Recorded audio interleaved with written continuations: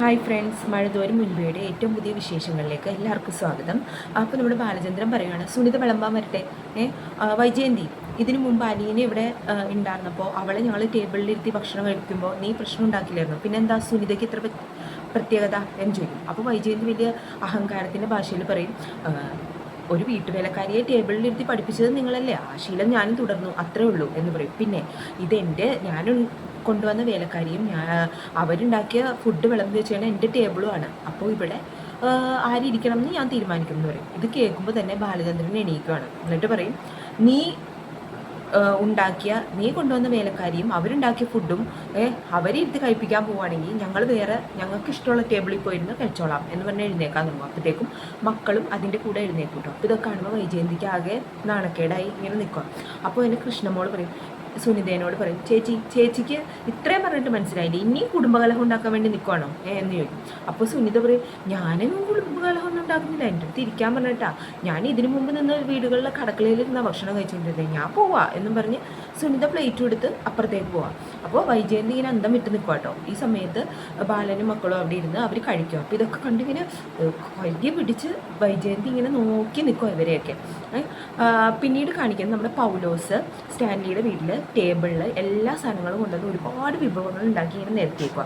അപ്പോൾ ഈ സമയത്ത് നമ്മുടെ വല്യപ്പച്ചനെയായിട്ട് അലീന അങ്ങോട്ടേക്ക് വരിക, കൈയൊക്കെ പിടിച്ച് കൊണ്ടുവരുന്നുണ്ട് കേട്ടോ. അപ്പോൾ വേഗം വല്യപ്പച്ചൻ പറയും അവിടെ ഇരിക്കും. അപ്പോൾ അലീന വേഗം വല്യപ്പച്ചനുള്ള പ്ലേറ്റൊക്കെ നിവർത്തി കൊടുത്ത് അതിൽ ഫുഡൊക്കെ വിളമ്പി കൊടുക്കുക, ചോറും കറിയൊക്കെ ഇടുക. അതിനുശേഷം ഇങ്ങനെ വിളമ്പിക്കൊണ്ടിരിക്കുമ്പോഴാണ് നമ്മുടെ സ്റ്റാൻലി അവിടെ വന്ന് ഇരിക്കുന്നത്. അപ്പോൾ സ്റ്റാൻലി ചോദിക്കും, അലീന കഴിക്കുന്നില്ലേ എന്ന് ചോദിക്കും. അപ്പോൾ അലീന പറയും, ഞാൻ കഴിക്കുന്നുണ്ട്, കഴിച്ചോളാം എന്ന് പറയും. അങ്ങനെ അലീന കുറച്ച് ചോറും കറിയും ഒക്കെ പ്ലേറ്റിലേക്ക് ഇട്ടിട്ട് ഇങ്ങനെ നോക്കി നിൽക്കുക കേട്ടോ. അപ്പോൾ ഈ സ്പൂണും ഇതൊക്കെ വെച്ച് കഴിക്കാനായിട്ട് ഇത്ര ബുദ്ധിമുട്ടുണ്ടല്ലോ അലീനയ്ക്ക്. അപ്പോൾ വേഗം തന്നെ സ്റ്റാൻലി ഇങ്ങനെ ഇടം കണ്ടിട്ട് നോക്കുന്നുണ്ട് കേട്ടോ, അലീന എന്താ ചെയ്യാൻ പോകുന്നതെന്ന്. അങ്ങനെ അലീന ഒരു സ്പൂൺ എടുത്ത് ഇതിങ്ങനെ കോരി കഴിക്കാൻ പോകുമ്പോൾ അവൾക്ക് അലീനയ്ക്ക് പറ്റുന്നില്ല, അങ്ങനെ ശീലമില്ലാത്തതുകൊണ്ട്. അപ്പോൾ വല്യപ്പച്ചനെ ഇങ്ങനെ നോക്കുക. അപ്പോൾ വല്യപ്പച്ചൻ കണ്ണ് വെച്ച് കാണിക്കും എന്ന് കാണിക്കും. അപ്പോൾ വേഗം തന്നെ അലീന ആ സ്പൂൺ അവിടെ വെച്ചിട്ട് കൈ വെച്ച് വാരി കഴിക്കാൻ പോവാം. അപ്പോൾ ഇത് സ്റ്റാൻലി കാണും. അപ്പോൾ സ്റ്റാൻലി പറയും, അലീന, ഞാൻ നിന്നോട് എത്ര തവണ പറഞ്ഞു ഇവിടെ ഒരു ഡിസിപ്ലിൻ ഉണ്ട്, അത് പാലിക്കണം എന്ന്. അപ്പോൾ അലീന പറയും, എനിക്കറിയാത്തതുകൊണ്ടല്ലേ, ഞാൻ ക്ഷീണിച്ചോളാം പതിയെ എന്ന് പറയുമ്പോൾ സ്റ്റാൻലി പറയും, അത് പറ്റില്ല, ഞാനിവിടെ ഫോളോ ചെയ്തിരിക്കുന്ന ചില ടേബിൾ മാനേഴ്സും ഡിസിപ്ലിനും ഉണ്ട്, അത് തകർക്കാനായിട്ട് ഞാനിവിടെ ആരെയും സമ്മതിക്കില്ല എന്നൊക്കെ പറഞ്ഞിങ്ങനെ അലീനേനെ ഇങ്ങനെ ഉപദേശിച്ചുകൊണ്ടിരിക്കുക. അപ്പോൾ അലീന ആകെ വല്ലാണ്ടായി. അപ്പോൾ വല്യപ്പച്ചൻ പറയും, അവൾക്ക് ശീലമില്ലാത്തതുകൊണ്ടാണെന്ന് പറഞ്ഞില്ലേ ലാലിച്ച, അവൾക്ക് പഠിച്ചോളും, അവളിപ്പോൾ കഴിക്കട്ടെ, ഭക്ഷണമല്ലേ എന്ന് പറയും. അപ്പോൾ സ്റ്റാൻലി പറയും, പറ്റില്ല, ഇവിടെ ഇരിക്കുമ്പോൾ ഇവിടുത്തെ രീതിയിൽ നമ്മൾ ഫുഡ് കഴിക്കാനും ഇതാക്കാനും പറ്റണം എന്ന് പറയും. അപ്പോൾ അലീന വേദന ഇങ്ങനെ വല്ലാണ്ടായിട്ടോ. വേദന അലീന പറയും, വല്യപ്പച്ച, ഞാൻ പണ്ട് സ്കൂളിൽ പഠിച്ചുകൊണ്ടിരുന്നപ്പോഴേ അധികം കറിയൊന്നും ഉണ്ടാവില്ല, ഒരു തോരനും എന്തെങ്കിലും അച്ചാറും ഉണ്ടാവുള്ളൂ, അതായിട്ട് ക്ലാസ്സിൽ ചെന്ന് കഴിഞ്ഞ് കഴിയുമ്പോൾ ബാക്കി എൻ്റെ കൂട്ടുകാർ കൊണ്ടുവരുന്ന ഓരോ വിഭവങ്ങളുണ്ടല്ലോ എല്ലാം കൂടി പാത്രത്തിലേക്കിട്ട് കൈ വെച്ച് കുഴച്ച് ഇങ്ങനെ കഴിക്കുമ്പോൾ ഉണ്ടാകുന്നൊരു ടേസ്റ്റ് ഉണ്ടല്ലോ വല്യപ്പച്ച, പറയാൻ വയ്യ. അപ്പോൾ വല്യപ്പച്ചൻ ഇങ്ങനെ അപ്പോൾ വല്യപ്പച്ച കേൾക്കുന്നുണ്ടോ അതൊക്കെ എന്നാൽ അലീന ചോദിക്കാം, കേൾക്കുന്നുണ്ട് മോളെ, എന്നിട്ട് എന്ന് ചോദിക്കും. അപ്പോൾ എന്നിട്ട് ആ ലാസ്റ്റ് ആ കയ്യിലൊക്കെ ഇരിക്കുന്ന ആ ചോറിൻ്റെ ഇതൊക്കെ ഉണ്ടല്ലോ, അതൊക്കെ അങ്ങനെ അങ്ങോട്ട് കഴിക്കുമ്പോൾ അതൊക്കെയല്ലേ രുചി എന്നിങ്ങനെ പറയും. അപ്പോൾ നമ്മുടെ വല്യപ്പച്ചൻ പറയും, എടാ ലാലിച്ച, നിനക്ക് ഓർമ്മയുണ്ടോ പണ്ട് ചിന്നമ്മ മീൻകറിയൊക്കെ കലത്തിൽ കുറവായി വരുമ്പോൾ അതിലേക്ക് പഴങ്കഞ്ഞി ഒഴിച്ച് നന്നായി കൂട്ടി ഇളക്കി അതിങ്ങനെ ഒരു പിടി പിടിക്കും, എത്ര നീയൊക്കെ വാരി തിന്നതാടാ, എന്ത് രുചിയായിന് എന്നൊക്കെ ഇനി വല്യപ്പച്ചൻ അലീനേനെ സപ്പോർട്ട് ചെയ്തുകൊണ്ട് പറയാം.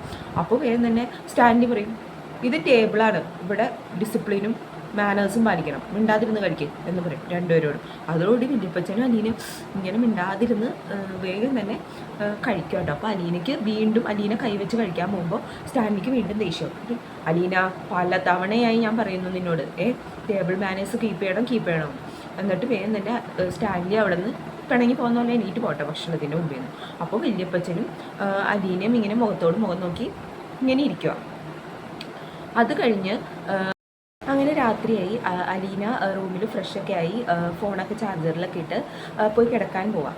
അപ്പോൾ ആ നേരത്ത് ഡോറിൽ ആരോ മുട്ടുന്ന ശബ്ദം കേട്ട് അലീന ഇതാരാന്ന് നോക്കാൻ വേണ്ടി വാതിൽ തുറക്കും. അപ്പോൾ നമ്മുടെ സ്റ്റാൻഡി ആട്ടോ വന്നേക്കണം. അപ്പോൾ സ്റ്റാൻഡി ചോദിക്കും, നിനക്ക് ഉറങ്ങാറായോ എന്ന് ചോദിക്കും. അപ്പോൾ ഇല്ല, വാ പപ്പ കയറി വാ എന്ന് പറയും. അപ്പോൾ അല്ല കുഴപ്പമില്ല, ക്ഷീണമാണെങ്കിൽ കിടന്നോ എന്ന് പറയും. അപ്പോൾ ഇല്ല, വാ പപ്പ കയറി വാ എന്ന് പറയും. അങ്ങനെ സ്റ്റാൻഡി അകത്തേക്ക് വന്നു കഴിയുമ്പോൾ സ്റ്റാൻഡി പറയും, ഇവിടെ ഞാനൊരു പട്ടാളക്കാരനായിരുന്നു നിനക്കറിയാലോ. അപ്പോൾ ഞാൻ ആ ഒരു രീതിയിലാണ് ഇവിടുത്തെ ഓരോ കാര്യങ്ങളും ഡിസിപ്ലിനോട് കൂടിയും കൃത്യതയോട് കൂടിയാണ് കൊണ്ടുപോകണം. അപ്പോൾ നീ അത് പഠിക്കണം. പക്ഷെ നീ ഏത് സാഹചര്യത്തിലാണ് ഇത്ര വരെ ജീവിച്ചെങ്കിലും ഇപ്പോൾ നീ റിട്ടയർഡ് കേണൽ സ്റ്റാൻഡി ജോസഫിൻ്റെ മകളാണ്. അപ്പോൾ അതുകൊണ്ട് അതേ രീതിയിൽ വേണം നീ ഇനി ജീവിക്കാനെന്ന് എനിക്ക് നിർബന്ധമുണ്ട്. പിന്നെ ഇവിടുത്തെ ജോലിക്കാരാണെങ്കിലും ആരാണെങ്കിലും ഞാൻ പറയുന്ന പോലെ കൃത്യസമയത്ത് കൃത്യമായ കാര്യങ്ങളൊക്കെ ചെയ്യുന്നവരാണ് എന്നൊക്കെയാണ് പറയും. അപ്പോൾ ഡിസിപ്ലിനിലാണ് ഞാൻ കൊണ്ടുപോകുന്നതെന്ന് ഇങ്ങനെ പറയുമ്പോൾ അലീന പറയും, പപ്പ ഇപ്പോൾ പറഞ്ഞല്ലോ പപ്പയുടെ ജോലിക്കാരുടെ ഡിസിപ്ലിൻ. ഇവിടെ ഈ വീടിനും എന്തെങ്കിലും ഡിസിപ്ലിൻ ഉണ്ടോ? ഇവിടുത്തെ ജോലിക്കാർക്ക് എന്തെങ്കിലും ഡിസിപ്ലിൻ ഉണ്ടോ? ഇവിടുത്തെ കിച്ചണിൽ എന്തെങ്കിലും ഡിസിപ്ലിൻ ഉണ്ടോ? അതേപോലെ പപ്പയ്ക്ക് എന്തെങ്കിലും ഡിസിപ്ലിൻ ഉണ്ടോ? അപ്പോൾ ഇതൊക്കെ കേട്ടിട്ട് സ്റ്റാൻഡി ഇങ്ങനെ അത്ഭുതപ്പെട്ട് ഇങ്ങനെ അലീന പറയുന്നത് കേട്ടിങ്ങനെ നിൽക്കും. എന്നിട്ട് അലീന പറയും, പപ്പ എപ്പോഴും സിഗരറ്റും മദ്യവും ആയിട്ട് ഇരിക്കുമല്ലേ, അതൊരു ഡിസിപ്ലിനുള്ള കാര്യമാണെന്നാണ് പറയുന്നത്. പിന്നെ ഇവിടുത്തെ ജോലിക്കാർ അത് പപ്പയെ പേടിച്ചിട്ടാ, അവരുടെ വിധേയത്വമാണ് അവിടെ കാണുന്നത്, അല്ലാതെ അവർ അനുസരണയല്ല എന്നൊക്കെയാണ് പറയും. അതെന്തുകൊണ്ടാണെന്ന് ചോദിച്ചു കഴിഞ്ഞാൽ പപ്പ കൊടുക്കുന്ന ശമ്പളം ഏറ്റുവാങ്ങുന്നവർ പപ്പയുടെ ചിട്ടകൾക്കനുസരിച്ച് അവർക്ക് നിന്നേ പറ്റും, അതുകൊണ്ടാണ് എന്ന് പറയും. അപ്പോൾ ഇത്രയും നാൾ പപ്പ കൊണ്ടു നടന്ന പപ്പയുടെ ശീലങ്ങൾ, അതായത് ഈ മദ്യപാനവും ഈ പുകവലിയും ഒക്കെ ഒറ്റയടിക്ക് കുറക്കാൻ പറഞ്ഞാൽ പപ്പയ്ക്ക് പറ്റുമോ എന്ന് ചോദിക്കും. അപ്പോൾ സ്റ്റാൻഡി ഇങ്ങനെ ഉത്തരം മുട്ടി നിൽക്കും കേട്ടോ. അപ്പോൾ പറയും, എല്ലാവരും ഇങ്ങനെയല്ലല്ലോ, ആ ഗംഗാധരൻ അങ്കിള് എന്താ അദ്ദേഹത്തിൻ്റെ ഡിസിപ്ലിനും ആ ഒരു ജീവിതശൈലിയും അത് കണ്ടുപഠിക്കേണ്ടത് തന്നെയാണ്. അദ്ദേഹം ഒരു പട്ടാളക്കാരനല്ലേ എന്ന് പറയും. പപ്പയ്ക്ക് അറിയില്ലേ ഗംഗാധരൻ അങ്കിളെ എന്ന് പറയും. അപ്പോൾ സ്റ്റാൻഡി പറയും എന്ന് പറയും. അപ്പോൾ പറയും, ആ അങ്കിളിനെ കണ്ട് പഠിക്കണം, അതാണ് ഒരു പക്ക പട്ടാളക്കാരൻ എന്നൊക്കെ അലീന ഇങ്ങനെ പറയും. അപ്പോൾ സ്റ്റാൻലി ഇങ്ങനെ ഒന്നും പറയാനില്ല കേട്ടോ. എന്നിട്ട് സ്റ്റാൻലി വന്ന് പറയും, ആ ശരി എന്നാൽ നീ കിടന്നു, ഞാൻ പോവാണ് എന്ന് പറഞ്ഞ് പോയിട്ട് തിരിഞ്ഞ് നോക്കിയിട്ട് ഇങ്ങനെ അലീനയുടെ അടുത്ത് ഗുഡ് നൈറ്റ് എന്ന് വീണ്ടും പറയുന്നുണ്ട്. അപ്പോൾ അലീന ഇങ്ങനെ ഇതിങ്ങനെ നോക്കി ഇങ്ങനെ നിൽക്കുന്നുണ്ട് കേട്ടോ. ഈ പപ്പയുടെ സ്നേഹമാണെന്ന് അറിയാം അലീനയ്ക്ക്. ഇതിന് ശേഷം കാണിക്കുന്നത് പിറ്റേന്ന് നമ്മുടെ കൃഷ്ണമോള് മുറ്റമൊക്കെ അടിക്കുക. അപ്പോൾ വൈജയന്തി ഉറക്കമൊക്കെ എഴുന്നേറ്റ് വന്ന് നോക്കുമ്പോൾ കൃഷ്ണമോള് മുറ്റം അടിക്കുന്നു. അപ്പോൾ വൈജയന്തിക്ക് ഇങ്ങനെ അത്ഭുതപ്പെട്ടും ദേഷ്യത്തോടെയും ഒക്കെ നോക്കുവാണ്. അപ്പോൾ കൃഷ്ണമോൾ ഇങ്ങനെ ഹാപ്പി ആയിട്ട് വൈജയന്തിയെ നോക്കി ചിരിച്ചും കാണിക്കുന്നുണ്ട് കേട്ടോ. അത് കഴിഞ്ഞ് വൈജയന്തിക്ക് മനസ്സിലായി ഇവരെന്തിനാണ് ഇത് ചെയ്യുന്നതെന്നാണ് വൈജയന്തി നോക്കുന്നത്. വേഗം തന്നെ സുനിതേനെ അന്വേഷിച്ച് പോകും. അപ്പോൾ സുനിതേനെ കിടത്തിയേക്കുന്നത് അന്ന് അലീന കിടന്ന റൂമിൽ തന്നെയാണ്. അപ്പോൾ അവിടെ വന്ന് നോക്കുമ്പോൾ സുനിത എഴുന്നേറ്റിട്ടില്ല. സുനിത വാതിൽ മുട്ടുമ്പോൾ എഴുന്നേറ്റ് വരുന്നുള്ളൂ. അപ്പോൾ ചോദിക്കും, നീ എഴുന്നേറ്റില്ലേ ഇതുവരെ എന്ന് ചോദിക്കും. അപ്പോൾ എത്ര മണിയായി മാഡം എന്ന് ചോദിക്കും. അപ്പോൾ 6:30 എന്ന് പറയും. അപ്പോൾ സുനിത പറയും, ഞാനേ 6:45 ആകുമ്പോഴാണ് എഴുന്നേക്കാറെന്ന് പറയും. അപ്പോൾ വൈജയന്തി പറയും, അതൊന്നും നടക്കില്ല, ഇവിടെ 5:30 എഴുന്നേക്കണം എന്ന് പറയും. അപ്പോൾ സുനിത പറയും, അയ്യോ അത് ബുദ്ധിമുട്ടാണ്, വേണമെങ്കിൽ 6:15 ഞാൻ എഴുന്നേക്കാം എന്ന് പറയും. അപ്പോൾ വൈജയന്തി ഇങ്ങനെ കൊണ്ടുവന്നു പോയി, ഇനി നാണക്കേടല്ലേ എന്നുള്ള മട്ടിൽ ഇങ്ങനെ നിൽക്കുക. എന്നിട്ട് പറയും, ശരി നീ വേഗം എന്നിട്ട് പണി തുടങ്ങാൻ നോക്കുന്നത്. അപ്പോൾ സുനിത പറയും, അല്ല നീ ഇന്നലെ ബെഡിലാണോ കിടന്നത് എന്ന് വൈജയന്തി ചോദിക്കുക. അപ്പോൾ സുനിത പറയും, അതെ. അപ്പോൾ നിനക്ക് കിടക്കാനല്ലേ പായും കോസടിയൊക്കെ ഞാൻ തന്നത്, അവിടെ കിടന്നാൽ പോരായിരുന്നോ എന്ന് ചോദിക്കും. അപ്പോൾ സുനിത പറയും, ഇല്ല ചേച്ചി, എനിക്ക് നടുവേദനയാണ്, അതുകൊണ്ട് നിലത്ത് കിടന്നാൽ പറ്റില്ല എന്ന് പറയും.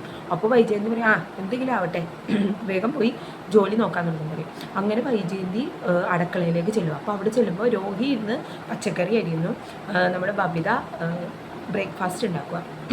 അപ്പോൾ ഞാൻ തന്നെ വൈജയന്തി ചോദിക്കും, ബബിത നിന്നോട് ആരാ ജോലി ചെയ്യാൻ പറഞ്ഞാൽ, അതിനല്ലേ ഞാൻ ഇവിടെ ജോലിക്കാരി കൊണ്ടുവന്നതെന്ന് ചോദിക്കും. അപ്പോൾ ബബിത പറയും, അതിനെന്താ അമ്മേ, ഞങ്ങൾക്ക് എല്ലാം അറിയാലോ, ഞങ്ങൾക്ക് ഉണ്ടാക്കാനറിയാം. അപ്പോൾ ഞാനിവിടെ എത്ര തവണ ഒറ്റയ്ക്ക് കിടന്ന് കഷ്ടപ്പെട്ടപ്പോൾ ചക്രശ്വാസം വലിച്ചപ്പോൾ നിന്നെ ഒന്നും ഇവിടെ പരിസരത്ത് കണ്ടില്ലല്ലോ എന്ന് പറയും. അപ്പോൾ നമ്മുടെ കൃഷ്ണമോള് പറയും, അതമ്മ അന്ന് ഞങ്ങൾക്കൊന്നും അറിയില്ലായിരുന്നല്ലോ എന്ന് പറയും. അപ്പോൾ ഇപ്പം നിങ്ങളൊക്കെ എവിടെ നിന്നാണ് പഠിച്ചേ എന്ന് ചോദിക്കും. അപ്പോൾ പറയും, അലീന ചേച്ചി ഞങ്ങൾക്ക് എല്ലാം പഠിപ്പിച്ചു തന്നു, ഞങ്ങൾ കണ്ടറിഞ്ഞ് പഠിച്ചു എന്ന് പറയും. അപ്പോൾ വൈജയന്തി പറയും, ഞാൻ പലതവണ പറഞ്ഞു ആ നശിച്ചവളുടെ പേര് ഇവിടെ പറയരുതെന്ന് എന്ന് പറയും. അപ്പോൾ കൃഷ്ണമോൾ പറയാം അന്ന് അങ്ങനെ പറയുന്നില്ല. അന്ന് കഴക്കൂട്ടത്തിൽ നിന്നും അച്ഛനും മനുവേട്ടനും കൊണ്ടുവന്ന അനാഥ പെണ്ണ് അങ്ങനെ പറയാം. ആ പെണ്ണ് ഞങ്ങളെ പഠിപ്പിച്ചതാണെന്ന് പറയും. അപ്പോൾ വേദന വൈജയന്തി ഇങ്ങനെ കലിതുള്ളൂ കേട്ടോ. അവളുടെ പേര് ഇവിടെ പറയരുത്. അവളെ പറ്റി ഒന്നും പറയാത്ത നല്ലത്. അവൾ ഇവിടെ നിന്ന് കാശും പണമായിട്ട് മുങ്ങിപ്പോയേക്കുവാ എന്ന് പറയും. അപ്പോൾ ബബിത പറയും അമ്മയ്ക്ക് എന്തിൻ്റെ സുഖേടാ, അമ്മ എന്തിനാ ഇങ്ങനെ എപ്പോഴും ഈ പഴയ കാര്യങ്ങൾ പറഞ്ഞ് പ്രശ്നം ഉണ്ടാക്കി അടങ്ങുള്ളൂ അല്ലേ എന്ന് പറഞ്ഞിട്ട് ആ ഉണ്ടാക്കിക്കൊണ്ടിരുന്ന വൈജയന്തിയുടെ കൈ പിടിച്ചു കൊടുക്കുന്നത് എന്താണെന്ന് വെച്ച് ചെയ്യുന്നു പറഞ്ഞു. അപ്പോൾ നമ്മുടെ രോഹിത് പറയും അമ്മ ഇവിടെ നരകമാക്കരുത്, ഞങ്ങൾ ഒത്തൊരുമയോടും സാഹോദര്യത്തോടു കൂടിയൊക്കെ സന്തോഷത്തിൽ ഇങ്ങനെ ഓരോ കാര്യങ്ങൾ ചെയ്തു പോവാണ്. ഞങ്ങൾ കഴിയുന്ന പോലെ ഞങ്ങളുടെ ഇഷ്ടത്തിന് എന്തെങ്കിലുമൊക്കെ ഉണ്ടാക്കി കഴിക്കുന്നതിന് എന്താ തെറ്റ് എന്ന് ചോദിക്കും. അപ്പോൾ വൈജയന്തി പറയും ഇത് എൻ്റെ അടുക്കളയാണ്, ഇവിടെ ഞാനാണ് ഇതിനു മുമ്പും ഇനിയും തീരുമാനങ്ങൾ എടുക്കാൻ പോകുന്നത്. അപ്പോൾ അതുകൊണ്ട് നിങ്ങൾ കുട്ടികളായിട്ട് നിന്നാൽ മതി, അല്ലാതെ ആവശ്യമില്ലാത്ത കാര്യങ്ങളൊന്നും അന്വേഷിച്ച് ബുദ്ധിമുട്ടാൻ നിൽക്കണ്ട, പറഞ്ഞത് കേട്ടല്ലോ എന്നൊക്കെ പറയും. അപ്പോൾ പറയും അവൾ പഠിപ്പിച്ച ഒന്നും വേണ്ട, നല്ലതാണെങ്കിലും ചീത്തയാണെങ്കിലും എനിക്ക് വേണ്ട എന്നൊക്കെ പറഞ്ഞിങ്ങനെ അലീനയോടുള്ള കലി ഇങ്ങനെ ഇപ്പോഴും തീർന്നിട്ടില്ല. ഇതേപോലെ ഇങ്ങനെ പറഞ്ഞുകൊണ്ട് നിൽക്കുന്നത് കാണിച്ചുകൊണ്ടാണ് ഇന്നത്തെ എപ്പിസോഡ് തീരണത്. അപ്പോൾ എല്ലാവരും എപ്പിസോഡ് കാണാൻ മറക്കരുത്. അതേപോലെ തന്നെ എൻ്റെ ചാനൽ ലൈക്ക് ചെയ്യാനും സബ്സ്ക്രൈബ് ചെയ്യാനും മറക്കരുത്. അപ്പോൾ എല്ലാവർക്കും ബൈ.